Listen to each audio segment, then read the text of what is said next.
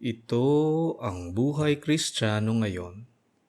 Babasahin natin at pag-aaralan ang ika-26 na kabanata ng Mateo. Basahin natin. Ang planong pagpatay kay Jesus. Pagkatapos ipangaral ni Jesus ang lahat ng ito, sinabi niya sa mga tagasunod niya, "Alam niyo na 2 araw na lang at sasapit na ang pista ng paglampas ng anghel. At ako na anak ng tao ay ibibigay sa mga taong kumukontra sa akin upang ipako sa krus. Na mga oras na yon, ang mga namamahalang pari at ang mga pinuno ng mga Hudyo ay nagpupulong sa palasyo ni Caiaphas na punong pari. Pinagplanuhan nila kung paano dadakpin si Jesus nang hindi nalalaman ng mga tao. At pagkatapos ay ipapapatay. Sinabi nila, "Huwag nating gawin sa pista dahil baka magkagulo ang mga tao." Bagamat nakakalungkot isipin ang mga plano sa pagpatay kay Jesus, huwag nating kalimutan na ito ang pakay ni Jesus dito sa lupa. Ang kanyang kamatayan ang pinakadakilang halimbawa ng pagmamahal sa atin ng Diyos Ama. Na sa kamatayan ni Jesus, ang mga naniniwala sa Kanya ay magkakaroon ng kaligtasan at buhay na walang hanggan. Basahin natin. Binuhusan ng pabango si Jesus. Nang si Jesus ay nasa Betanya, sa bahay ni Simon na dating may malubhang sakit sa balat, lumapit sa kanya ang isang babae. May dala itong mamahaling pabango sa isang sisidlang yari sa batong alabastro. At habang kumakain si Jesus, ibinuhos ng babae ang pabango sa ulo ni Jesus. Nagalit ang mga tagasunod ni Jesus nang makita ito. Sinabi nila, "Bakit niya sinasayang ang pabangong yan? May pagbibili sana yan sa malaking halaga at maibibigay ang pera sa mga mahihirap." Alam ni Jesus ang pinag-uusapan nila. Kaya sinabi niya sa kanila, "Bakit ninyo ginugulo ang babae? Mabuti ang ginawa niyang ito sa akin. Ang mga mahihirap ay lagi ninyong makakasama, pero ako ay hindi. Binuhusan niya ako ng pabango para ihanda ang aking katawan sa libing. Sinasabi ko sa inyo ang totoo. Kahit saan man ipapangaral ang magandang balita sa buong mundo, ipapahayag din ang ginawa niyang ito sa akin bilang pag-alaala sa Kanya." Ang nabasa natin dito ay nagbibigay liwanag sa atin sa totoong katauhan ni Jesus. Hindi lamang siya isang tao, tagapagturo o nagpapagaling ng may sakit. Siya ang kordero ng Diyos. Siya ang anak ng Diyos. Siya ang tumanggap ng parusa sa ating mga kasalanan. Siya ang nagpagaling sa mga may sakit. Siya ang nagbuhay muli sa mga patay. At siya ang nagsilbi sa lahat ng naniniwala. Kaya naman siya ay itataas ng Diyos Ama at iuupo sa kanyang kanan at maghahari sa mundo magpakailanman. Kapatid, ito ang nakikita ng babaeng nagbuhos ng pabango kay Jesus.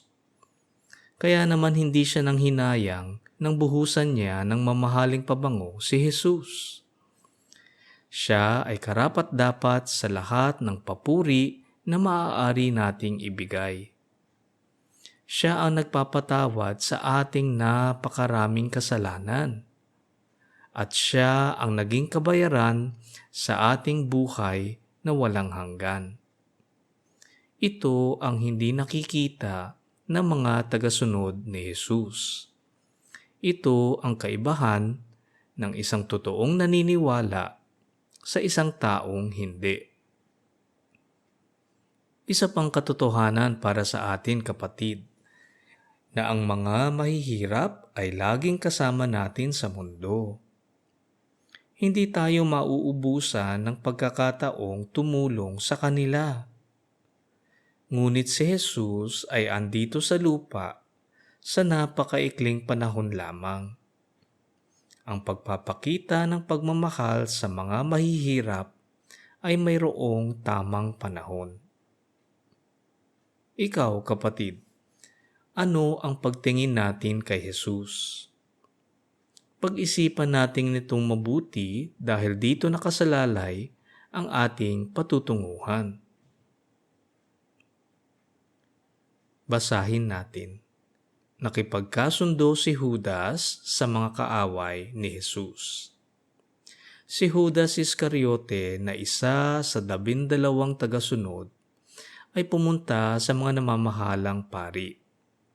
Sinabi niya sa kanila, "Ano po ang ibabayad ninyo sa akin kung tutulungan ko kayong madakip si Jesus?" Noon din ay binigyan nila si Judas ng 30 pirasong pilak. Mula noon, humanap na si Judas ng pagkakataon upang traidorin si Jesus.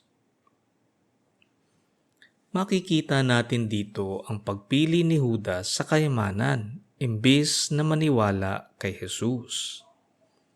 Katulad ng napag-aralan natin, tinatanong tayo ni Jesus kung sino ba ang ating totoong pinagsisilbihan. Diyos ba o kayamanan? Sa ating buhay Kristiyano ngayon, madalas ay pinipili natin kung ano ang mas madali para sa atin. Kung ang ating puso ay nasa kayamanan at ng mga bagay na maibibigay nito, lagi nating pipiliin ang kayamanan.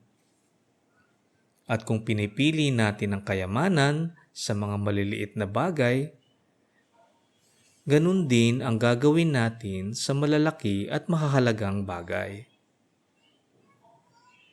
Ano ang kabayaran ng ating pagpili sa kayamanan kaysa kay Jesus?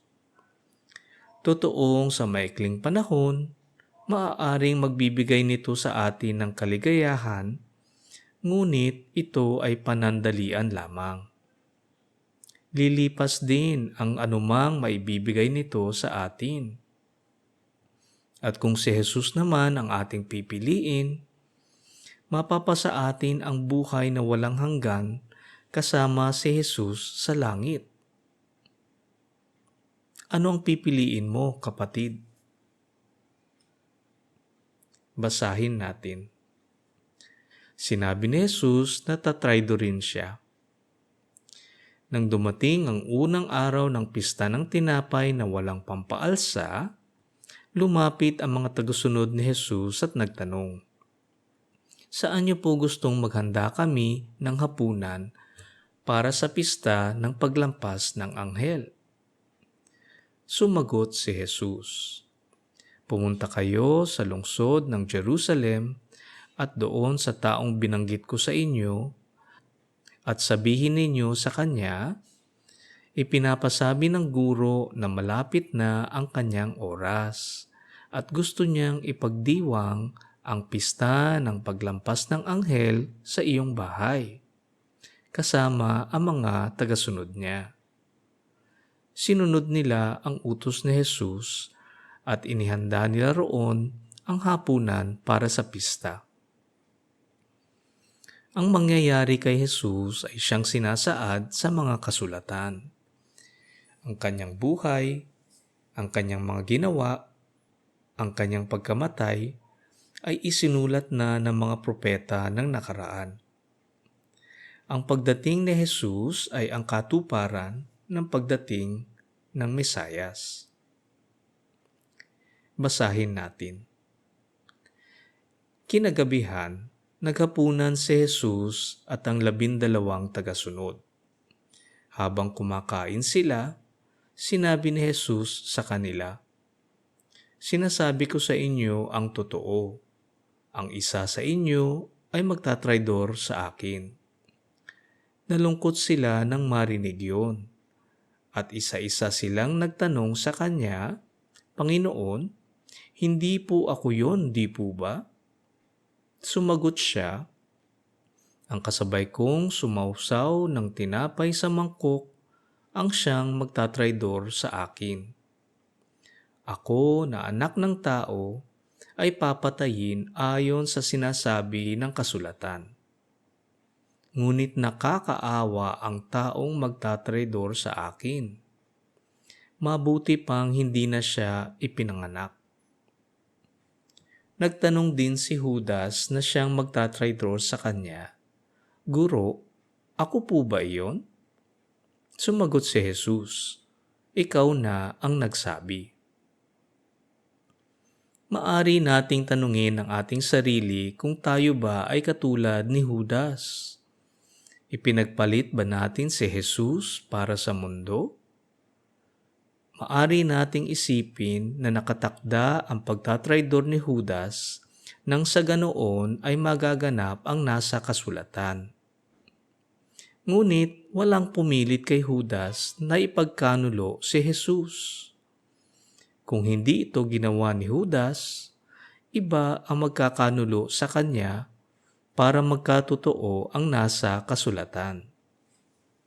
Kaya naman maling sabihin na ipinilit lamang sa kanya ang nakatakdang mangyari na pagtatraydor kay Jesus, dahil siya mismo ang nagdesisyon sa kanyang ginawa. Katulad nating mga Kristiyano ngayon, ang ating ginagawa ay nagmumula sa ating puso. Hindi natin masasabi na pinilit tayo ni numan. Hindi tama na sabihin na kaya tayo nagkasala ay dahil sa panunukso ng iba. Katulad ng pagkain, ang pumapasok sa bibig ay hindi nagpaparumi ng tao, ngunit kung ano ang lumalabas sa kanyang puso. Sa ganung katwiran, hindi ang mga tukso ang nagpaparumi sa tao, ngunit kung ano ang ating ginagawang kasalanan na nagmumula sa ating puso ang nagpaparumi sa tao. At ang ating mga gawa ang siyang bibigyang hatol sa pagbabalik ni Jesus, mabuti man o masama. Basahin natin. Huling hapunan ni Jesus.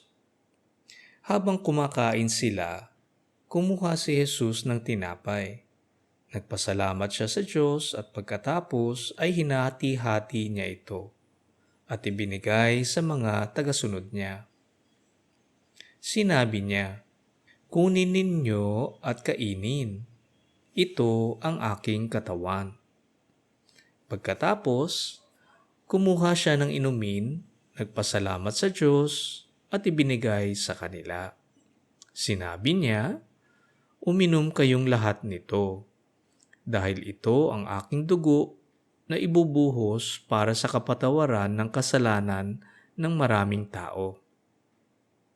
Katibayan ito ng bagong kasunduan ng Diyos sa mga tao. Sinasabi ko sa inyo na hindi na ako muling iinom ng inuming mula sa ubas hanggang sa araw ng paghahari ng aking Ama. At sa araw na yon, iinom ako ng bagong klase ng inumin kasama ninyo sa kaharian ng aking Ama." Umawit sila ng papuri sa Diyos at pagkatapos ay pumunta sila sa bundok ng mga Olibo. Dito natin mababasa ang huling hapunan. Tinuturo ni Jesus na ibibigay niya ang kanyang buhay, ang dugo at katawan para sa kapatawaran ng kasalanan. tanggapin natin ang kanyang sakripisyo bilang kordero ng Diyos. Nang sa ganun ay magkaroon tayo ng kapatawaran at buhay na walang hanggan. At ang pagsasalarawan ng pagbibigay ng tinapay at inumin ay ang pamamahagi ng magandang balita sa lahat ng tao. Ang tinapay at inumin ay nagbibigay ng buhay sa lupa. Ngunit si Jesus, ang kanyang dugo at katawan, ay nagbibigay ng buhay sa langit, kapiling ang Diyos Ama. Ito ang tinutukoy ng sabihan ni Jesus ang kanyang mga tagasunod na ipamalita ang magandang balita sa buong mundo. Basahin natin. Sinabi ni Jesus na ikakaila siya ni Pedro. Sinabi ni Jesus sa mga tagasunod niya, "Iiwan ninyo akong lahat ngayong gabi. Dahil sinabi ng Diyos sa kasulatan, papatayin ko ang pastol at magsisipangalat ang mga tupa. Ngunit pagkatapos na mabuhay akong muli, mauuna ako sa inyo sa Galilea." Sinabi ni Pedro kay Jesus, "Kahit iwanan kayo ng lahat, hinding-hindi ko po kayo iiwan." Sinagot siya ni Jesus, "Sinasabi ko sa iyo ang totoo. Bago tumilaok ang manok ngayong gabi, 3 beses mong ikakaila na kilala mo ako." Sinabi ni Pedro, "Hinding-hindi ko po kayo ikakaila, kahit napatayin pa akong kasama ninyo." At ganoon din ang sinabi ng iba pang mga tagasunod. Katulad ng mga tupa, kung mawala ang pastol, ganoon din ang mga naniniwala kay Jesus. Sa kanyang pagkamatay, ang mga tagasunod ay maghihiwa-hiwalay, at dito masusubukan ang pananampalataya ng mga tagasunod. At katulad ni Pedro, tayo ay madadapa. Malaki ang tiwala ni Pedro sa kanyang pananampalataya, kaya naman sinabi niyang hinding-hindi niya ipagkakaila si Jesus. Katulad din nating mga naniniwala sa kasalukuyan, nasasabi nating matibay ang ating pananampalataya. Ngunit sa pagdating ng pagsubok at paghihirap at pag-uusig, tayo ba ay totoong naninindigan? Madali itong sabihin, ngunit kung tayo ay magiging tapat sa ating sarili, kadalasan ay hindi naman natin ito nagagawa. Dito ko mas naiintindihan ang sinasabi ng salita ng Diyos na matuwa tayo sa pagdating ng mga pagsubok. Dahil dito natin totoong nalalaman kung matatag at matibay nga ang ating pananampalataya. Basahin natin. Nananalangin si Jesus sa Getsemane. Pagkatapos, pumunta si Jesus kasama ang mga tagasunod niya sa lugar na kung tawagin ay Getsemane. Pagdating nila roon, sinabi niya sa kanila, "Maupo muna kayo rito. Pupunta ako sa banda roon upang manalangin." Isinama niya si Pedro at ang 2 anak ni Zebedee. Nagsimulang mabagabag at maghinagpis ng lubos si Jesus. At sinabi niya sa kanila, "Para akong mamamatay sa labis na kalungkutan. Dito lang kayo at magpuyat." Lumayo siya ng kaunti, lumuhod at nanalangin. "Ama ko, kung maaari po ay ilayo niyo sana sa akin ang mga paghihirap na darating. Ngunit hindi ang kalooban ko ang masunod, kundi ang kalooban ninyo." Binalikan ni Jesus ang 3 niyang tagasunod at dinatnan niya silang natutulog. Sinabi niya kay Pedro, "Hindi ba talaga kayo makapagpuyat na kasama ko kahit 1 oras lang? Magpuyat kayo at manalangin upang hindi kayo madaig ng tukso. Ang espiritu'y handang sumunod, ngunit mahina ang laman." Mababasa natin dito ang panalangin ni Jesus sa Diyos Ama. Bilang isang tao, makikita natin dito ang takot niya sa paghihirap at pagdurusang darating. Ngunit bilang anak ng Diyos, alam niyang kung mahal niya ang Diyos Ama, siya ay susunod sa kanyang kalooban. Ito ang pagmamahal na totoo. Tulad natin, kung mahal natin si Jesus, tayo ay susunod sa kanyang mga habilin. Tandaan natin ang panalangin ni Jesus nang sabihin niya, "Hindi ang kalooban ko ang masunod, kundi ang kalooban ng Diyos Ama." Sa ating buhay Kristiyano ngayon, alam natin na may daraanan tayong paghihirap sa ating buhay, ngunit ang may totoong pananampalataya ay siyang sumusunod sa kalooban ng Diyos. Ito ang nagbubunga ng mabuting bunga. Katulad ng halimbawang ipinakita sa atin ni Jesus, ang kalooban ng Diyos ang siyang dapat manaig sa lahat ng panahon. Basahin natin. Lumayong muli si Jesus at nalalangin, "Ama ko, kung kinakailangang daanan ko ang paghihirap na ito, naway mangyari ang kalooban ninyo." Pagkatapos, muli niyang binalikan ang mga tagasunod niya at nadatnan na naman niyang silang natutulog dahil antok na sila. Lumayo ulit si Jesus sa 3 pagkakataon at nanalangin tulad ng nauna niyang panalangin. Binalikan niya ang mga tagasunod niya at sinabi, "Natutulog pa rin ba kayo at nagpapahinga? Tingnan ninyo, dumating na ang oras na ako na Anak ng Tao ay ibibigay sa mga makasalanan. Tayo na. Narito na ang taong nagtatraydor sa akin." Katulad ng mga apostoles, marupok ang ating pagkatao. Marami ang natatawag, ngunit mangilan lamang ang nagiging matatag. Tandaan natin ang bilin ni Jesus na isantabi ang sarili, dalhin ang ating krus araw-araw, at sumunod sa Kanya.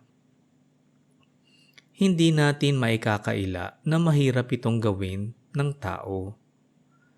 At katulad rin ng talinghaga ng mga dalaga, madali tayong naiinip sa pagbabalik ni Jesus.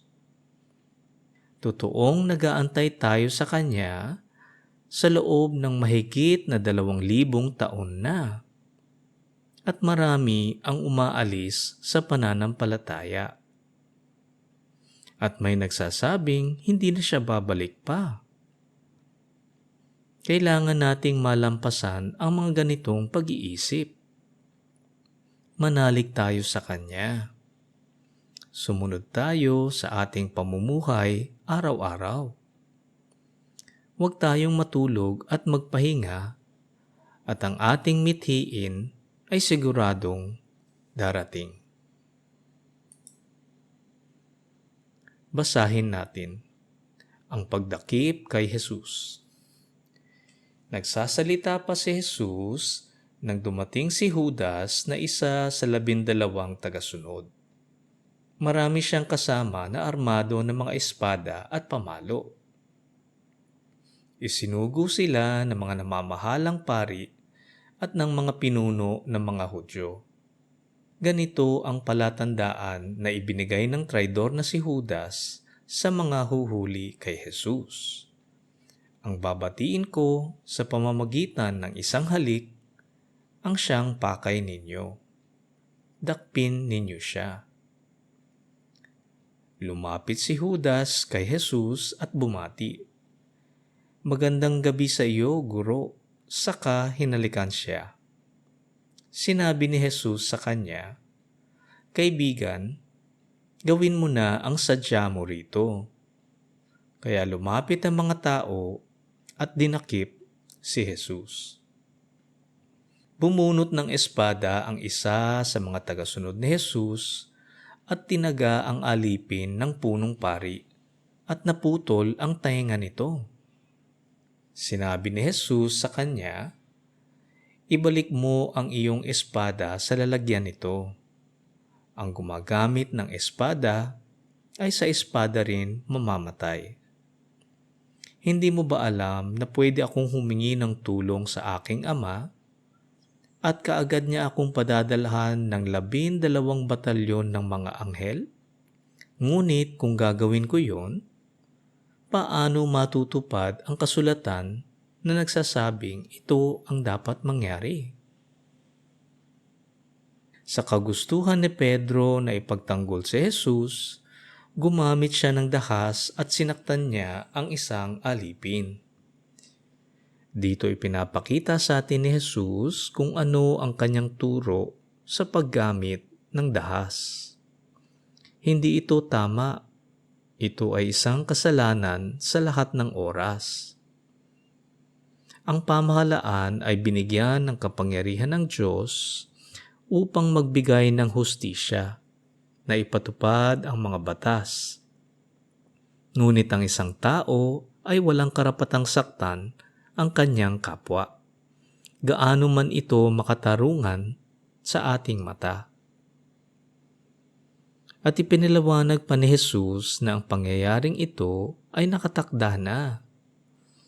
Maaari niyang tawagin ang mga anghel para ipagtanggol siya, ngunit hindi ito ang kalooban ng Diyos Ama. Tandaan natin ito, kapatid. Hindi ang ating kalooban, ngunit ang kalooban ng Diyos Ama. Basahin natin. Pagkatapos, sinabi ni Jesus sa mga tao, Isa ba akong tulisan? Bakit kailangan pa ninyong magdala ng mga espada at mga pamalo upang dakpin ako?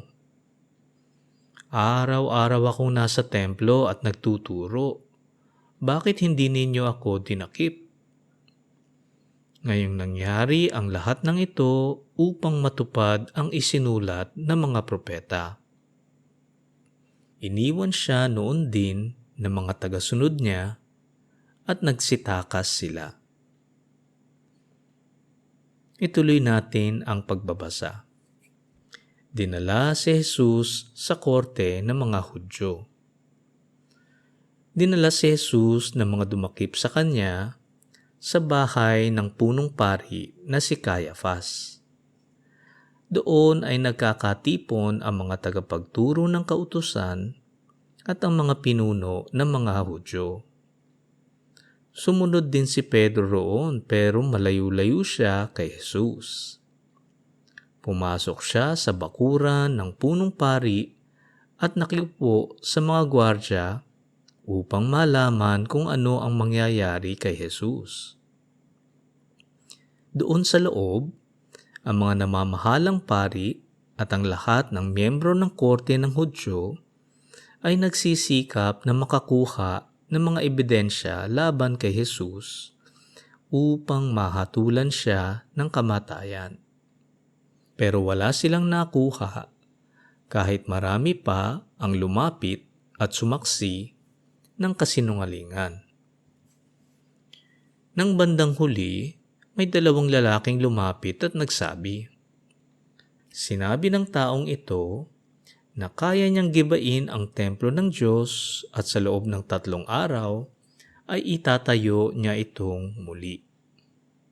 Ituloy natin ang pagbabasa.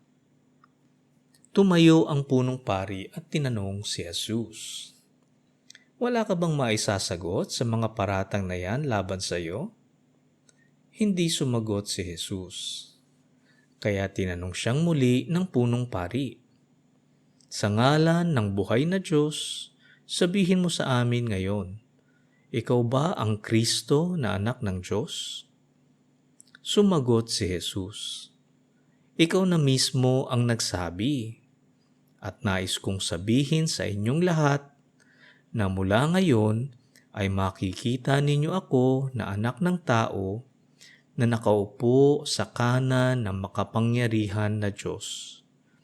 At makikita rin ninyo ako na dumarating mula sa ulap dito sa mundo."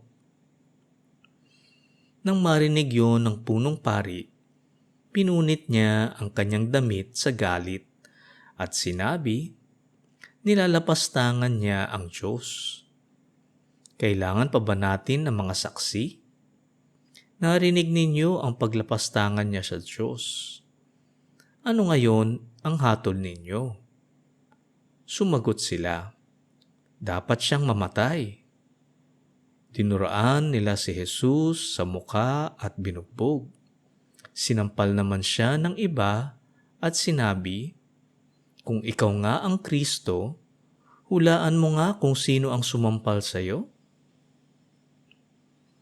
Dito natin makikita ang maraming maling paratang kay Jesus at paalaala rin ito sa atin na huwag magbibigay ng mga kasinungalingan laban sa ating kapwa.